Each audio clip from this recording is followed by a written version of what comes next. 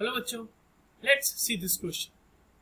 Select the correct options. और यहाँ पर आपके पास चार अलग अलग इक्वेशंस दिए हुए हैं जहां पर इक्विवेलेंट कंडक्टेंस और मोलर कंडक्टेंस, वो भी लिमिटिंग इक्विवेलेंट कंडक्टेंस और लिमिटिंग मोलर कंडक्टेंस के बीच अलग अलग रिलेशंस दिए हुए हैं आपको चार इक्वेशंस में, और इसमें से हमें करेक्ट ऑप्शन चूज कर। तो चलिए सबसे पहले इस क्वेश्चन को सॉल्व करने में जिस की कॉन्सेप्ट की हमें जरूरत है वो देखते हैं।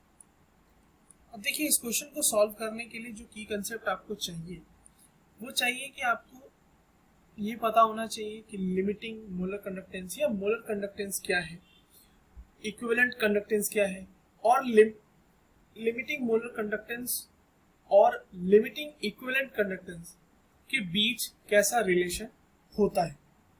तो मोलर कंडक्टेंस की अगर हम बात करें तो molar conductance is the conductance of a electrolytic solution due to 1 mole of electrolyte present in them.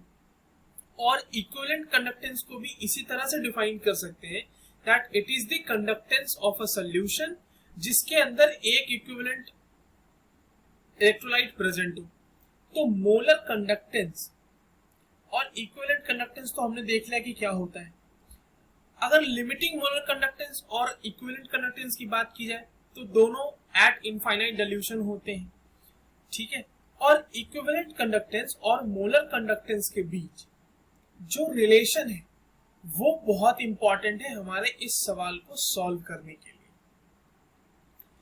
Now molar conductance is represented by lambda m, और क्योंकि यहाँ पे क्वेश्चन में हमें लिमिटिंग दिया हुआ है that's why we will represent the limiting one, that is lambda m naught। और उसी तरह लिमिटिंग इक्विवेलेंट को भी हम रिप्रेजेंट कर सकते हैं lambda equivalent naught। और इन दोनों के बीच जो रिलेशन होता है ना वो इंपॉर्टेंट है, और वो है lambda equivalent naught। अगर लिमिटिंग इक्विवेलेंट कंडक्टेंस की बात की जाए तो that is lambda m naught, that is molar conductance upon charge of cation। और अगर anion है तो यहां पर anion हो जाएगा। और ओवरऑल अगर बात की जाए lambda इक्विवेलेंट की, ये तो मैं कैटायन और पॉजिटिव एनायन के टर्म्स में बात कर रहा था। ओवरऑल अगर lambda इक्विवेलेंट की बात की जाए तो that is lambda m naught upon the total positive charge on cation और total negative charge on the anion। तो total charge on cation और anion। अब इस क्वेश्चन को हम सॉल्व करते हैं। अब देखो, आपके पास चार अलग अलग ऑप्शंस दिए हुए हैं जिसमें कि जो इलेक्ट्रोलाइटिक सॉल्यूशन है वो किस चीज का है, वो कॉमन है, that is of aluminium sulphate. तो एल्यूमिनियम सल्फेट के मोलर कंडक्टेंस और इक्विवेलेंट कंडक्टेंस के बीच हमें अलग अलग रिलेशंस इस क्वेश्चन में फाइंड आउट करने हैं।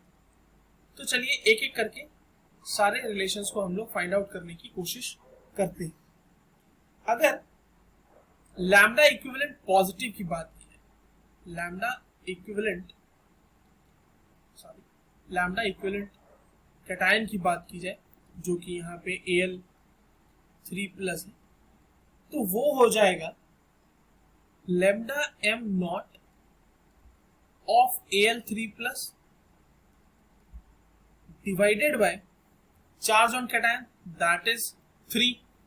Similarly अगर lambda equivalent of SO4 2- की बात की जाए तो वो हो जाएगा lambda naught m SO4 2- upon 2।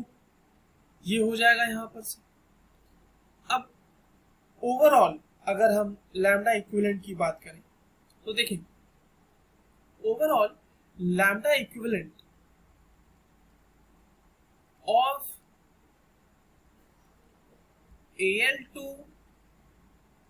SO4 whole thrice is equals to lambda equivalent of Al3 plus lambda equivalent of SO4 2 minus, ये हो जाएगा। अब यहाँ पे आप इन दोनों वैल्यूज को पुट कर दें, जो ऊपर lambda equivalent of Al3 plus और SO4 2 माइनस हमने निकाल रखा।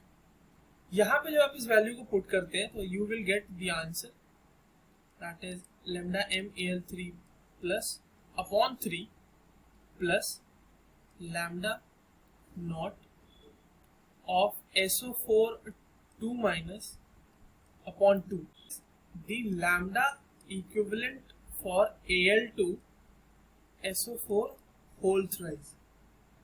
ओके, ओवरऑल अगर इसका आप एलसीएम लेके इसको वापस से सॉल्व करते हैं, so that is 2 into lambda not m of Al3 plus 3 into lambda naught m SO4 2 minus divided by 6 it will come, or lambda naught m Al3 plus 2 lambda naught m Al3 plus 3 lambda naught m SO4 2 minus is basically lambda naught m of Al2 SO4 whole thrice by 6 into lambda equivalent of Al2 SO4 whole thrice। अब यहाँ पर से आपका answer बिल्कुल आ ही चुका है। इसमें आप थोड़ा सा मल्टीप्लिकेशन कर दीजिए, क्रॉस इधर से 6 को लैम्डा नॉट इक्विवेलेंट में अगर मल्टीप्लाई करेंगे तो that will be equal to lambda naught m of Al2 SO4 whole thrice. तो चलिए एक बार ऑप्शंस की तरफ चलते हैं और चेक करते हैं कि कौन कौन सा ऑप्शन हमारा सही है। तो जो पहला ऑप्शन है that is lambda equivalent upon, ये तो नहीं आया हमारा कहीं पे भी। बी ऑप्शन सही है, सी ऑप्शन सही है और डी ऑप्शन सही है। So the correct answers for this question is B, C and D. I hope you understood it well. All the best.